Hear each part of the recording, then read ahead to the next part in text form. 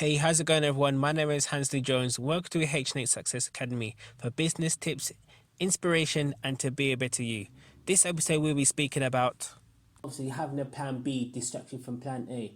I believe that's true to a certain degree. However, a person that is versatile, surely they would need a plan B, because a person that has more than one skills that can do things to a high level as one thing, that's a person that's got different backup plans due to the skills they have, or even things that's transferable.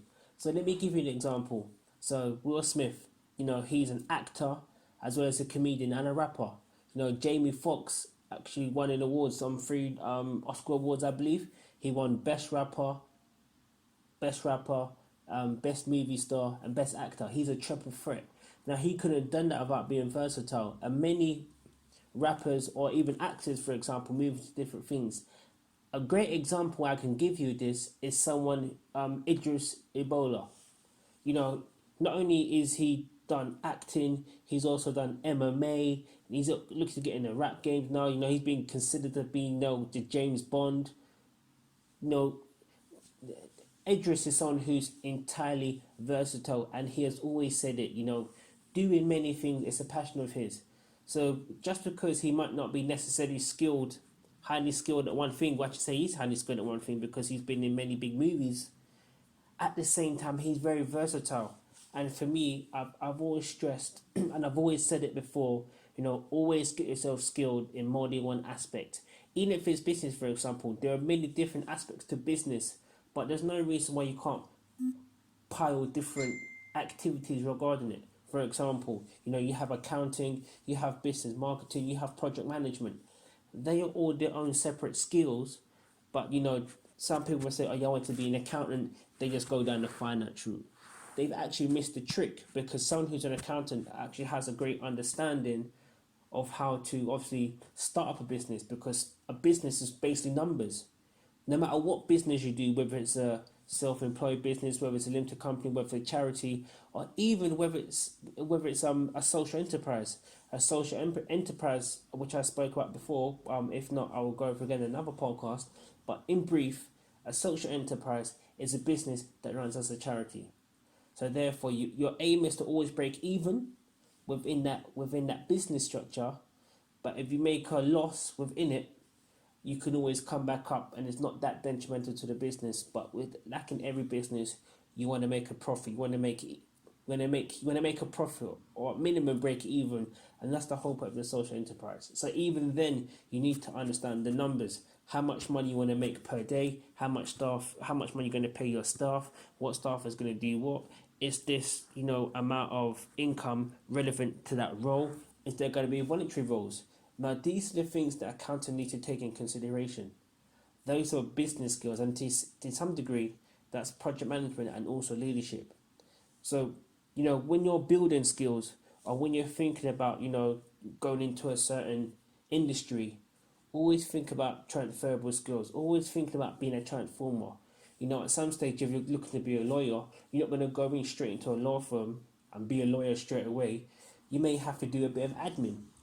And so people say, get the teas and coffees while you're learning your trade, while you're learning the craft. And there's nothing wrong with that. Always keep yourself educated. And like I said, I've always recommend, I am going to be a big advocate for this. Always have more than one skill to fall back on, or even move forward, or even to complement what you're currently doing. Because that skill you learn, for example, may be the skill you need. And Robert Kiyosaki says, you are one skill away from making a million. And I truly believe that, because this is why we have consultants, life coaches, we have people that do business marketing, this is the whole point of like mentorship and also coaching. I know there's a difference between mentoring and coaching. I may do a podcast on that on a different podcast, but you get the picture. There's always something you need to get you to the next level. And that's when versatility comes in. Because if you need something else to get to that next level, don't get me wrong, your network is your net worth. And I live by that as well. If you can have someone that can help you get along, there's only so far that person can take you for you to do the work yourself. I can get you the gig, for example, to perform on stage, but you might not be able to produce beats. So you've got the lyrics, but you need someone to produce beats. You know, sometimes what many people do, especially artists, rather than producing a beat and making a song, they just collaborate with someone to make the beat and they focus on the lyrics. Dr. Dre, he's a great example. He's also, he's a DJ, or I should say he produces beats as well as lyrics. Same with Pharrell Williams. He's mainly a producer, but he's actually come to the forefront. I don't know if you're crossing a few verses.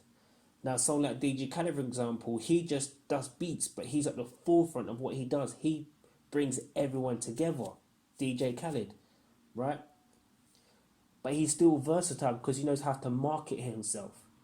As a producer, he puts his name on every track. That's marketing. And he also has his quotes as well. DJ Khaled, another one. We are the best music. And that's what he lives by. And that's all about affirmations and believing in himself. And if you actually listen to DJ Khaled in a few interviews he's had, he's actually a positive person and moving in the right direction. But he understands that, he has to be at the forefront. Rather than being in the background, he has to push himself forward. And with that, he can brand himself and pretty much do anything he wants. Some people like to be in the limelight so they can diversify into different things. But in order to diversify into different things, you have to be versatile in order to do that. So let me just stress again, don't be afraid to be versatile in the industry or the sector you're going in.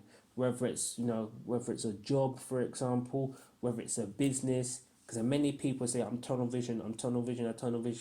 I speak with many business owners and they're like, okay, yeah, I'm going to stick to this one thing here, which is great, which is a good thing, don't get me wrong, because it makes sense to build one thing before you start something else.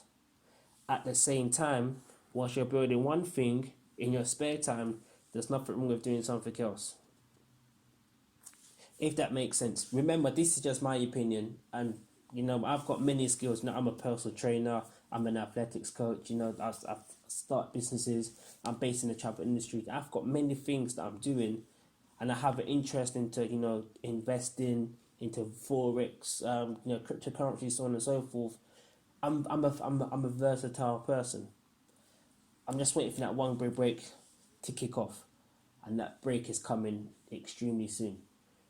Gary Vee says it as well, an entrepreneur does everything. They don't just do one thing, they do everything.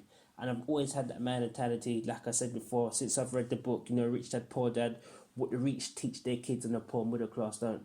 So I hope you got some value with this podcast here today. Be versatile, be adaptable in any situation.